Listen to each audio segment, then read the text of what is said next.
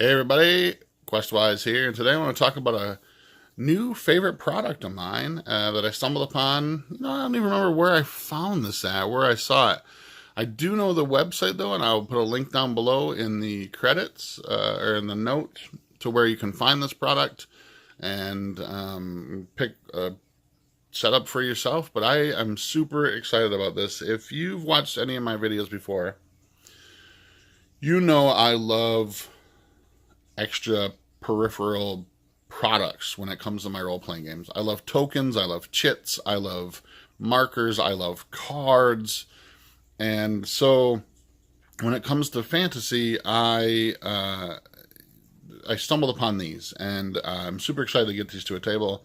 I'm actually going to be using them for my Dungeon Crawl Classics Heavy Metal Weekend Bash coming up in end of September. But they can be used for any setting. If you can see on the back here, it says it's compatible with 5e, but can be used in any fantasy game. This is the Axebane's Deck of Many Dungeons. This is put up by Game Crafter, and I guess Axebane is actually Daniel Waithall. I just wanted to give him some credit for this because this product is amazing. I love it. So the artwork is just very simple on the front of this box. It does come in the little tuck box and stuff, which is very well constructed, very, very nice. But what is this product exactly? Well, it is just like it says. It is the Deck of Many Dungeons. Inside is a 54 card deck. There's actually a few extras in here, but it's because I've been playing around with this a little bit. And there's a 54 card deck. Almost all of the cards have this backing on them, so you can hide what you're doing from your players. A few of the cards, and there's an expansion as well too called the Elven Wood expansion, which I have, and it's kind of mixed into this. Actually, most of the Elven Wood expansion is here, and I'll show those to you at the end of the video. But a few of the cards are double-sided, and they have things like random quest generators, random trap generators. This one is random names and items, treasure, minor character treasure and stuff. Really, really cool little extra bits and bobs. But what this is, on the inside, are dungeon cards. They have the suits available, and those play into the rule. There's a rule card in here that tells you exactly kind of how this works, or how they use it, but you can use it for any kind of thing. But each one of these has a dungeon room and or hallway printed on them. And in each of such, some of these have these very cool, they're even illustrated. So you can see there's like a treasure chest over here with a bunch of gold below it, some barrels, a table and chairs, just like a little counting room. Tells you that there's a door here with a hard lock on it. And then up here, it tells you where secret doors and stuff are at. And up here, when you get into the actual treasure room, it gives you a little random table onto what you might find inside. It might be a poison needle trap. It could be 1d20 times 10 gold pieces and a set of magic boots. So it's really, really cool in here. And this is levelable by the dungeon level itself. So it's a D8 roll, but increased by the level of your dungeon. So as you can see, it goes from 2 to 12 or 12 plus. So if you're a level 1 dungeon, you're not going to get some of this extra awesomeness in here. You're going to get a little bit lesser type thing. But as your dungeon level goes up, it levels up with you. So the way that this works is very interesting. You're going to pick and then, like I said, there's an instruction card here on how it works. And then you get more of this sort of NPC names and stuff as well too. But what you're going to do is you're going to take the aces out of the deck, like so. Okay? And you're going to pick one, or you're going to randomly draw one. And this is going to be the entrance into your dungeon. All right? So let's just, for instance, say we picked this ace card. Okay?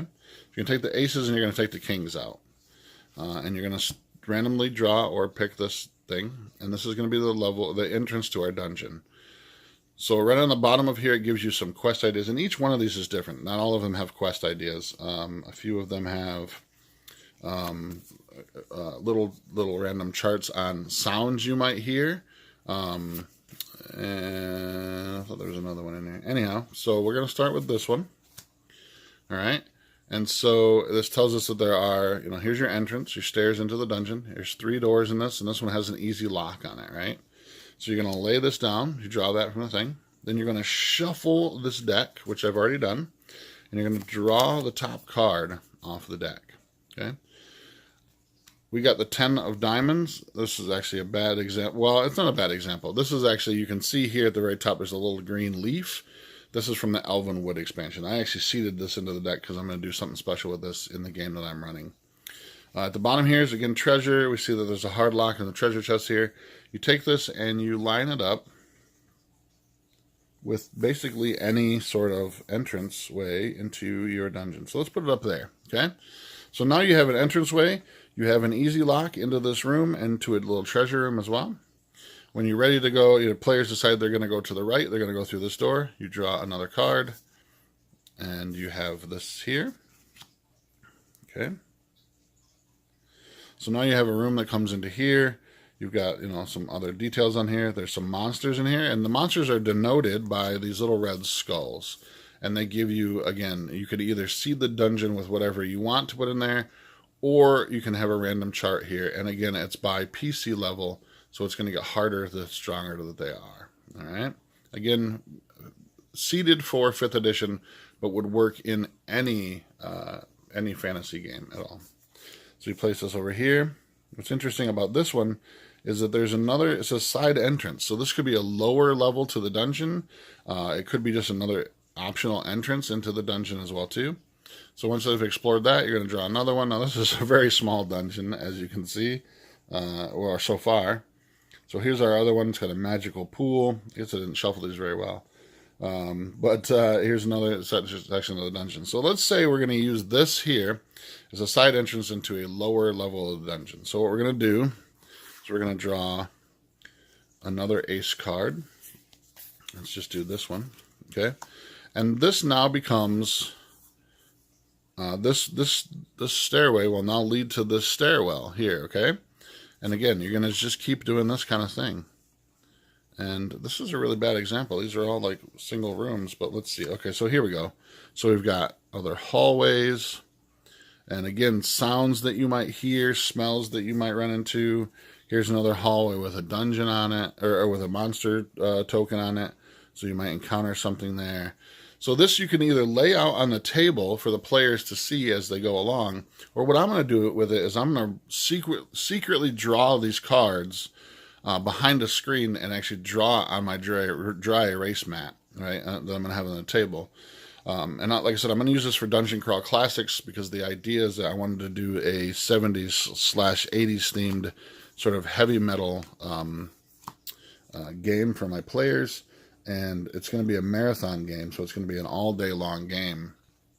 And what I want to do is just create a random dungeon for them to sort of fight their way through, sort of like the old video game Gauntlet style. It's just going to be sort of a hack through the dungeon. And I've created some rules for some variations on that as well, too. But I'm going to secretly draw these behind the screen and thus create a random dungeon, excuse me, for my players, for their characters to hack their way through. Very 70s and 80s style. So I can't wait to use this for that. I can't wait to use this for 5th edition. I can't wait to use this for basic fantasy. I'm going to use this for that as well too. Anytime you want to do a very sort of traditional dungeon crawl experience, this is perfect for those kind of things. So thank you to Axebane. Thank you to Game Crafters for this awesome, awesome product. I also wanted to talk about this, which is the Elven Wood expansion.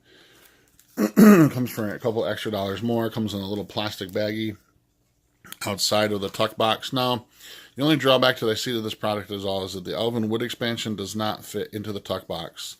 There's not enough room in the tuck box for the original set and the Elven Wood expansion.